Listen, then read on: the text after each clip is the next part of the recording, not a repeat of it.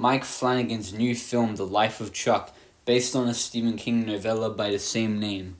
This movie released like 2 months ago in the US, but only finally got its Australian release this week, so I could finally go and watch it. And after finally being able to watch this movie, I was really disappointed that so many people haven't been able to check out this fantastic film.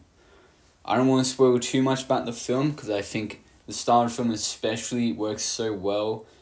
The less you know about the film going into it, but basically this film is told in 3 parts. It's about the life of an ordinary man named Charles Krantz, aka Chuck. The film is more thematic and character driven rather than story driven. I'd honestly say the movie doesn't even have a story until like the last third. And the film's 3 acts all stand out from each other. The first third feels very surreal and anxiety inducing. The middle of the film is just one long scene and it's very odd and fun.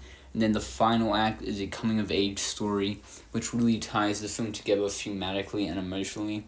What I really liked about the film structure is how it's unique and doesn't fall into traditional like coming of age cliches. And what I found really interesting was seeing how aspects of Chuck's childhood would impact and influence his future life and all these little details that we can't really get into without spoiling it.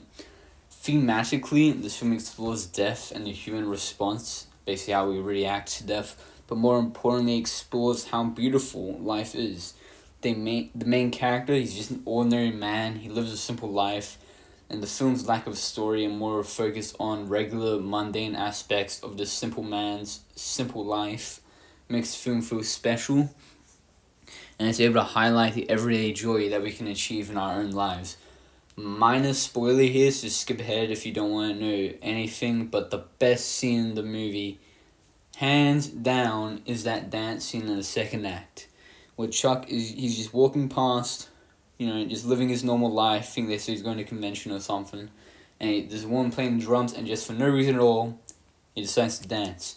It's like a 5-minute long scene, and I had a smile on my face the whole time. To me, this is such a crucial scene in the film, the joy that comes from Chuck just being free and dancing, showing the beauty that comes from an ordinary life. It's a beautiful scene that gets even better once you finish the film and learn how important music is to Chuck's life. The other character in the scene is a woman named Janice. Her boyfriend just broke up with her. She's furious, but she gets swept up in this dance and it fills her with joy. I feel like the scene really highlights the idea of stepping out of our standard lives to take chances and find joy and beauty. The acting in this film was great. It's a pretty stacked cast, but every character gets a little moment for them to shine, even if it's not for a long time. Tom Hiddleston was great as Chuck, but I think the actor playing the younger version of Chuck, I think it was Benjamin Pajak, definitely pronounced that right. I think he actually outshone him a little. He's in the movie for a little bit more than Tom Hiddleston was, but his character just has a wider range of emotions and kind of things that he's going through.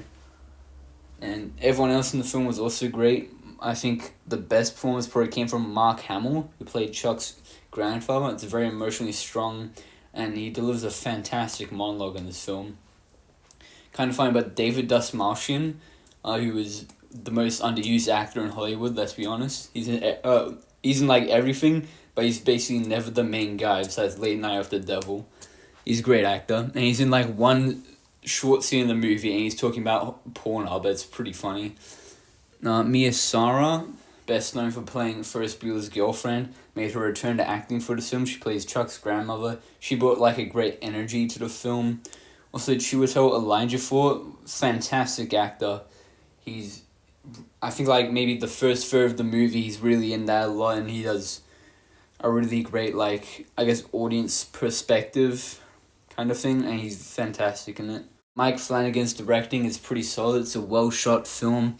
Everyone gives solid performances. I think the way the dance scenes were choreographed were done quite well. I think Flanagan's directing was very surreal and unique compared to how coming-of-age films would traditionally be directed.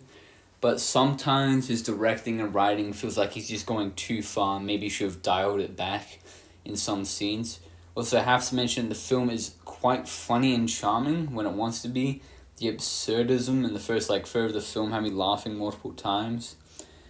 But obviously this film isn't perfect. It's got its flaws. the insane amount of monologues. I think every character in this film gets at least one monologue. The majority of them aren't good, but it gets to a point where every time it happens, I'm like, here we go again. So after the first film, it's monologue, go somewhere else, monologue, go somewhere else, monologue. Like, come on. Break it up a little, And I could easily see someone just not enjoying these monologues at all.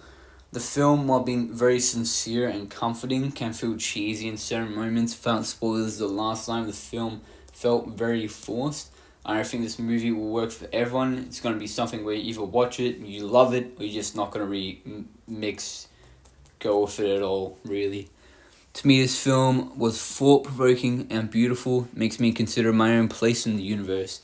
And the film gets existential and philosophical in ways that are interesting. This film actually feels like it might have affected me a little bit. Some way, like I am actually looking at my life slightly differently and seeing the beauty in it instead of just, being a prick. Anyway, I really love this film. I highly recommend it. I highly recommend you check it out. It's not something everyone's gonna love. You're either gonna get it and really connect to it, or you might not just gel with it at all. Personally, I really liked it. I really connected with it, and I'm gonna give Life of Chuck a 9 out of 10. Thank you for watching. Like and subscribe. Adios.